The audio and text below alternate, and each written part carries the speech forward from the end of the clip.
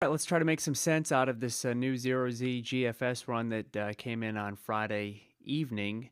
This is different, I would say, than some of the prior runs that we have seen from this model, both in the track and in the speed of the storm, the forward speed, how quickly it gets to its landing point there, its landfall, which will be in northern New Jersey around New York City. So the storm moving to the north as was projected early on in the game.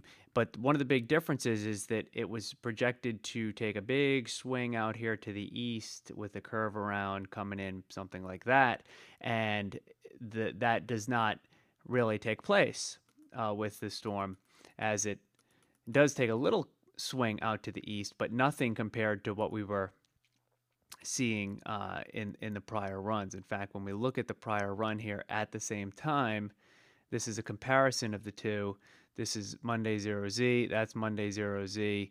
You're looking at a 12Z run, which was earlier in the day on Friday, versus the later run, and this difference gets actually more pronounced. So the storm not being influenced as much by the trough that's in the eastern United States in terms of pushing the long wave trough, in terms of getting it out there a little bit farther out into the Atlantic before taking that turn to the northwest. So it ends up moving a little bit farther north a little sooner, as it doesn't have to take as wide a route to get to where it is ultimately going to go. It is still going to be a very intense storm. When we get to about 60 hours here, these are the wind speeds that you're looking at in different colors, and the mean sea level pressure on there as well. These great maps come from the weatherbell.com website, and you can subscribe there if you're interested in looking at this sort of thing. But what we've got here is the polar jet beginning to interact now with the hurricane and kind of giving it a shot in the arm and helping it to maintain its intensity. Now, it's going to be over some 80+ degree water for a while over the next couple of days, and then eventually it gets over some cooler water as it gets farther to the north. But this is not going to matter, most likely, too much with this hurricane, because it is becoming post-tropical at this point, or at least having some influence, may maintain its warm core, but it will have some influence certainly from the jet stream as it moves inland, or moves toward the coast rather, over its final stretch of water there that is a lot cooler than the 75, 88 to 82 degree water that it'll be over for the next couple of days. So we've got this burst of energy, the stronger winds coming in on the southern side of the storm. They're going to wrap around the storm rather.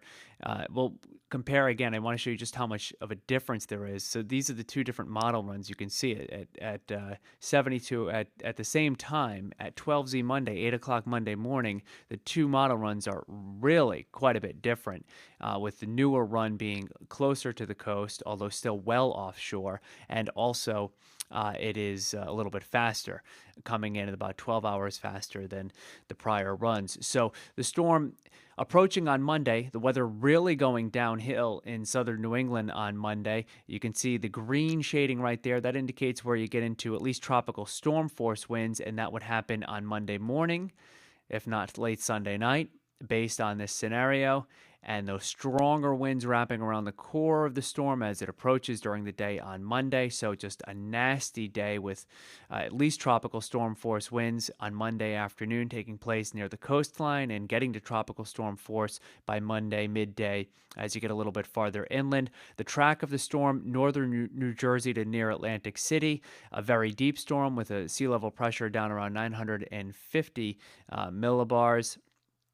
Those stronger winds coming around the storm, those are hurricane force winds showing up. And as the storm moves inland, some of that likely to take place at the coast of Rhode Island and in southeastern Massachusetts. The timing on the storm not good at all with this particular projection, as we're looking at it coming in inland on Monday evening. Monday evening, we have a high tide at about 9 o'clock for the southeastern part of Connecticut and for the coast of Rhode Island. So you never want the storm coming on shore at the same time as the high tide. That will just exacerbate the surge problems, and we already know that it's a lunar high tide, that it's an astronomical high tide because of the full moon taking place on Sunday, Monday. So This is a bad scenario right here. If this GFS does in fact play out, it's possible that it could just be a blip as far as this one run is concerned. Let's hope that that is the case, because this is not a good track at all for southeastern New England. More model information coming in overnight. First thing Saturday morning, I'll have another update, and hopefully we can just discard this GFS run as something